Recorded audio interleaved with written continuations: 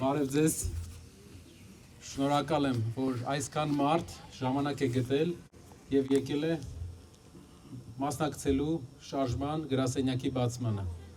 Երևանին պետք է զարգացման ծրագիր, երբ մենք գնում ենք տարածաշրջանի մյուս քաղաքները, իրենք առաջ են անցել։ Ես շիրակացու ճեմարան եմ սովորել ու ամեն օր եկել եմ դասի մասիվ, ասեմ տարբերությունը մեծ չէ, այսօր ու 15 տարի առաջվա մասիվի։ Չկա զարգացման ծրագիր։ Մեր երկրին պետք է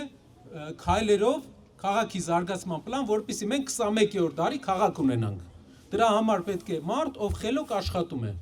ով ամեն օր աշխատում է քայլ առաջ գնալու համար։ Մենք բոլորով պետք է դրան հասնենք, ոչ իմ ու քո անենք, ոչ ասենք դու ԿՊԱ-ական ես, դու հանրապետական ես կամ դու ոչ մի կուսակցության մասնակից չես, եթե մարդ ունի աշխատանքային լավ փորձ, կարող է լավ աշխատել, նա մեր թիմի անդամ է։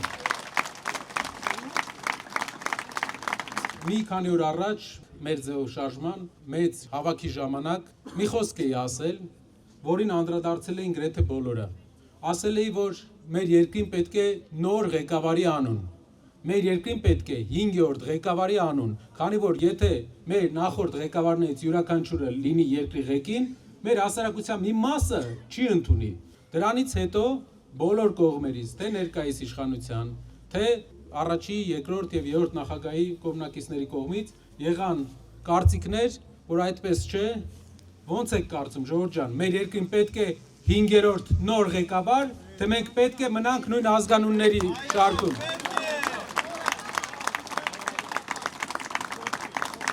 Օտար երկրները այսպիսի հարց են լուծել, օրինակ Ամերիկայի Միացյալ Նահանգները չի թողում